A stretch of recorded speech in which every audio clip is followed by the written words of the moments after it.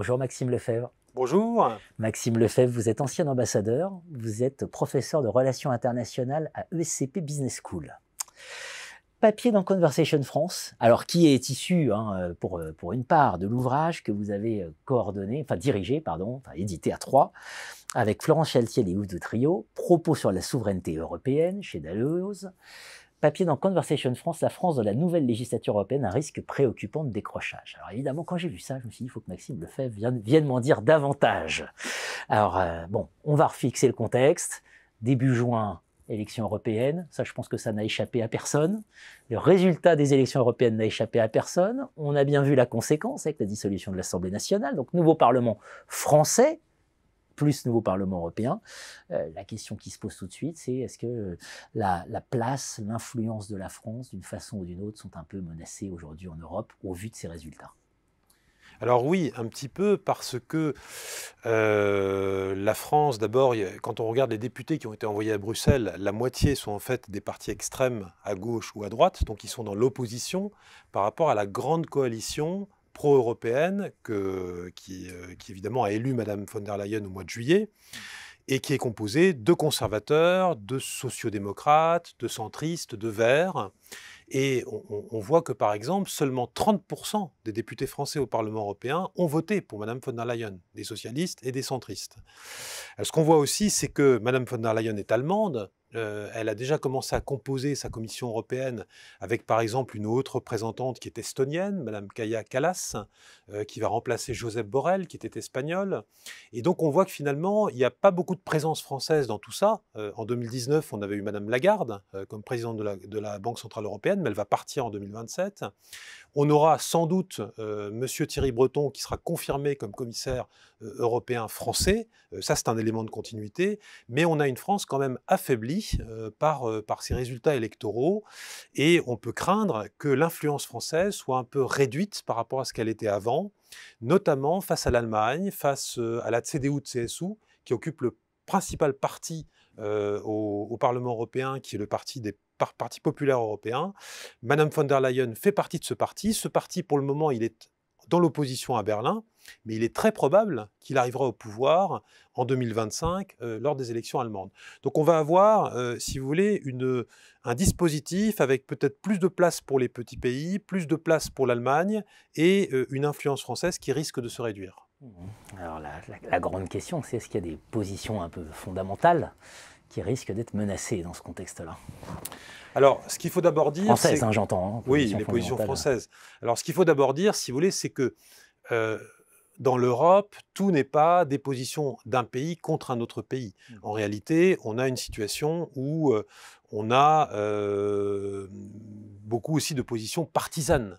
Si vous regardez par exemple la priorité qui était le pacte vert, on voit bien aujourd'hui qu'elle est un petit peu remise en question. On ne remet pas en cause le pacte vert, mais on remet en question un petit peu l'importance de cette priorité. On a eu des grosses manifestations d'agriculteurs au début 2024 qui ont conduit à remettre en cause un certain nombre d'obligations environnementales pour les agriculteurs.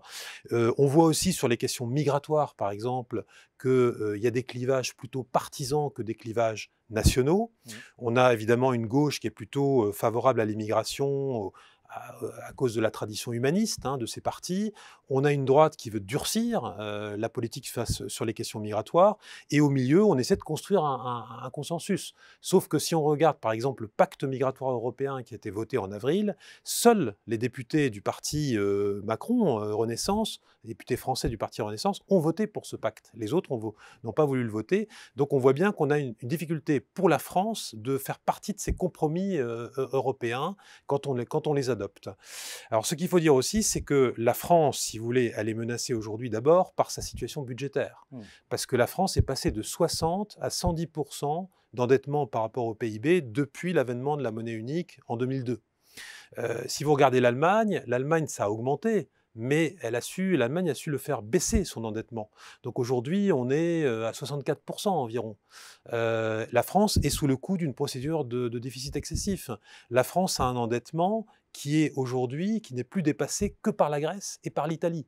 Donc il y a des choix difficiles qui vont devoir être pris, évidemment, par le gouvernement français pour respecter les règles du pacte de stabilité budgétaire qui ont été décidées.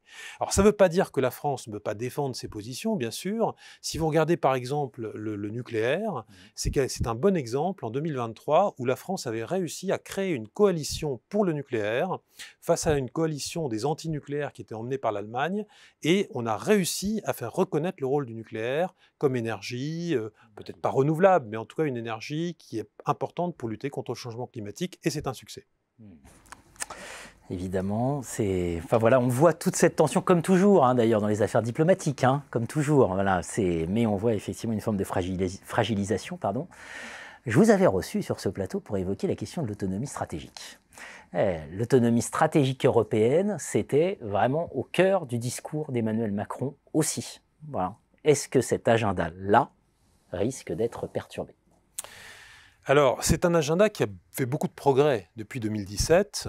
Macron, évidemment, a thématisé la souveraineté européenne par son grand discours de la Sorbonne, mais derrière la souveraineté européenne, vous avez aussi toutes ces mesures concrètes sur l'autonomie stratégique, qui ont été aussi aidées par le contexte, hein, ce qui se passe avec la Chine, ce qui se passe avec la guerre en Ukraine, ce qui s'est passé avec le Covid. Donc, sur beaucoup de sujets, cette idée que l'Europe doit être moins dépendante, doit renforcer son indépendance stratégique, renforcer sa puissance économique, industrielle, sa souveraineté, on dit aussi, est importante. Là où il y a aussi des avancées, c'est qu'on a clarifié le propos et l'objectif. Quand on parle de souveraineté européenne, on ne dit pas qu'on va faire un État souverain, fédéral, centralisé européen. L'idée, c'est plutôt de développer des politiques qui augmentent l'autonomie européenne, qui réduisent ses dépendances et ses vulnérabilités, qui permettent par exemple de faire de la politique industrielle. On a énormément développé les aides nationales, européennes, pour la santé, pour les semi-conducteurs, pour les batteries. On essaie de faire des choses aussi sur le numérique. On essaie d'être moins dépendant sur les matières premières et les métaux critiques. Toutes ces politiques-là, elles ont beaucoup avancé. On voit aussi sur la défense qu'on coopère davantage, hein, par exemple pour aider l'Ukraine, dans la coopération industrielle sur les projets de défense, même si on est encore très loin d'une politique de défense totalement autonome par rapport à l'OTAN ou aux États-Unis. Donc la France, elle a joué un rôle important dans ce mouvement. Ses idées ont progressé, y compris dans le domaine, par exemple, de la réciprocité commerciale, hein, dans la politique commerciale. Et ce qui est important, évidemment, c'est que l'affaiblissement interne que nous connaissons ne se traduisent pas par un affaiblissement des positions françaises et même éventuellement par une espèce de cercle vicieux où, au fond, la France serait un peu marginalisée dans les décisions, elle se verrait imposer des décisions et ça renforcerait une forme de rejet, une forme de défiance des citoyens français par rapport à l'Union européenne, alors qu'on voit dans les sondages que les Français sont parmi les plus défiants par rapport à l'Union européenne. Et là, il y a une très grande responsabilité de nos dirigeants de rester engagés, d'être responsables, de faire preuve de leadership, de montrer qu'ils défendent les intérêts français et de le montrer aux Français. Un risque préoccupant de décrochage, hein, c'est le titre du papier que vous aviez publié, donc à suivre de manière vraiment avec beaucoup d'attention. Voilà, ce risque. Merci à vous, Maxime Lefebvre. Merci.